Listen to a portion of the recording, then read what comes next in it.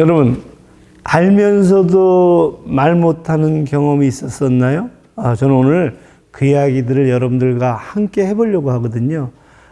저랑 같이 인문학 교육을 책무을 했던 분이 계셨거든요. 그분은 마트 노동자였는데 하루는 이분이 상당히 당혹스러운 이야기로 이렇게 얘기를 합니다. 교수님, 저 이제 책모임 안 나오려고 합니다. 아니, 왜요? 이번에 그 세월호가 있었잖아요. 저희 사장님이 세월호 유가족들은 하나의 보상금 때문에 그런다라고 얘기했을 때 제가 상당히 화가 났거든요. 근데 이야기를 못했어요. 얘기를 하면 제가 마트를 그만둬야 될지도 모르겠거든요. 너무 답답했거든요. 근데 제가 곰곰이 생각해 보니까 예전 같으면 사장님이 무슨 말씀을 하든지 간에 그것이 이렇게 분노로 치밀지 않았는데 왜 이 분노가 생겼었을까? 교수님하고 이렇게 오랫동안 책 모임을 하면서 사회의 부당함에 대해서 깨닫기 시작했거든요. 근데 그것을 깨달아 갈수록 저는 고통스럽거든요. 그리고 이제 생존의 위협까지 제가 회사를 그만둬야 될지 모른다라는 위협까지 느끼게 돼서 그만둬야 될 것 같아요. 그리고 그분은 나오지 않았습니다. 제가 말씀드리고 싶은 것은 뭐냐면 알면서도 모르면서 말 못하는 것이 아니라 알면서도 얘기 못할 수 있다는 거거든요. 우리가 청소년들한테 노동인권 교육을 시키거든요. 야, 너네 절대로 가갖고 계약을 할 때는 근로계약서 반드시 쓰고 최저임금 얘기해야 된다. 애들이 얘기할까요? 절대 얘기하지 못합니다. 얘기를 하는 순간 취업이 되지 않거든요. 우리가 젠더 민감성을 이야기하거든요. 반드시 부당함에 대해서 이야기해야 된다.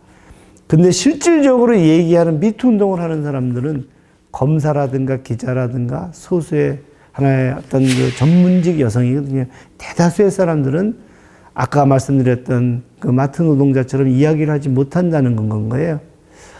제가 드리고 싶은 말씀은 우리는 인권은 말할 권리, 자유권적 인권을 얘기하는데 사실 자유권적 인권이 주어졌다고 하더라도 그리고 그것을 안다고 하더라도 얘기하지 못할 수가 있다는 건가요? 저는 어쩌면 한국 사회 전체가 그럴 수 있다라는 것을 두 개의 영상에서 보았는데 하나는 기생충이고요. 또 하나는 오징어 게임입니다.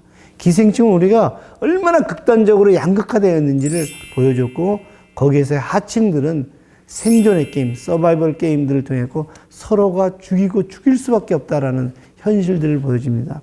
놀라운 건 뭔지 아세요? 그들은 자발적으로 그 속에 들어갑니다. 자발적으로 들어갔죠. 그리고 나서는 침묵의 문화 속에 빠지게 되죠. 그리고 자기 비하와 숙명론. 더 놀라운 것은 자유의 공포. 말할 수 있는 자유를 주는 것에 대한 오히려 공포를 느끼게 된답니다. 그리고 그들은 서로를 죽이는데 프레일이 선생님은 이야기합니다. 부당한 질서가 지속되면 그들은 그 질서에 저항하기보다는 서로에게 가족이라든가 동료들에게 폭력을 행사하기 시작한다. 그것이 수평적 폭력이거든요. 이 수평적 폭력으로부터 벗어날 수 있는 길은 무엇일까요? 그것은 첫째, 우리에게 최소한도 그 상황들 속에서 어떤 상황에서도 빵이 보장돼야 되거든요. 우리 이것을 사회권적 인권이라고 얘기를 하고요. 사회권적 인권이 권리로서 주어져야 된다는 이야기를 하는 거, 그것이 저는 인권의 핵심이라고 생각합니다.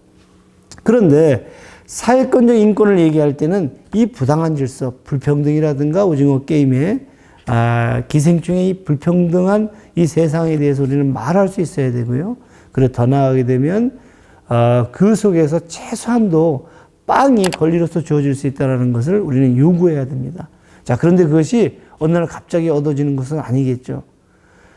그 빵에 대해서는 사실은 권리의 결핍을 느끼는 사람들만이 그 문제들을 해결할 수 있다라고 우리는 알고 있습니다. 결론적으로 그것은 연대성이겠죠. 그래서 저는 인권은 반드시 계급 민감성, 연대의 민감성으로 향해야 된다. 이렇게 주장을 합니다. 자, 제가 오늘 소개할 책은 그런 사회권적 인권의 관점, 계급 민감성, 연대의 민감성, 시민들의 연대의 민감성 속에서 의 책을 저술하기 시작했는데요. 놀라운 것은 현직 교사들입니다. 선생님들은 그동안에 우리는 인권 민감성들 속에서 개인적인 차원에서 이야기를 해왔는데 지금 말씀드린 대로 구조라든가 계급이라든가 불평등이라든가 연대의 관점 속에서 이야기를 해보자. 100시간 동안 공부를 했거든요. 사실은 100시간 동안 공부를 하면서 민주주의자들의 교실이라는 책을 냈기도 했고요. 이번에는 또 다른 선생님들과 함께 100시간 공부를 하면서 처음 하는 인권교육이라는 책을 내게 됐습니다. 자, 이 책에 이렇게 얘기를 합니다. 인권을 실현하려면 어떻게 해야 될까? 첫째, 권리를 자각해야 된다. 자유권을 넘어 사회권, 더 나아가 생태, 기후, 평화, 그리고 동물권 등으로 권리 영역을 확장해야 된다. 둘째, 권리에 대한 자각에 멈추지 말고 권리를 관철하는 힘으로 이어져야 된다. 이게 아까 말씀드렸던 연대겠죠. 권리는 권력과 함께라야 살아 숨 쉴 수 있으므로 권리의 결핍을 느끼는 사람들이 권력을 가져야 된다. 시민력이겠죠. 자, 셋째, 이 모든 실천은 내 공간에서 나다운 실천을 모색하는 데서 또 출발해야 된다. 이 책은 선생님들이 교실에서 내 공간에서 나다운 실천을 모색했던 어떤 기록물이라고 할 수 있습니다. 자, 그런데 지금 말씀드린 이 사회권적 인권은 우리에게 아주 일상적이지 않거든요. 그리고 우리가 평소에 고민하지 않았던 거였기 때문에 선생님들이 이렇게 얘기를 합니다. 우리는 사회권적 인권을 인권 수업에서 다른 목표를 가지고 있었지만 사회권의 갈등적 요소, 즉 정치성에 대해서는 충분히 이해하지 못한 상태에서 수업에 임했음을 깨달았다. 그러면서 이렇게 말씀하십니다.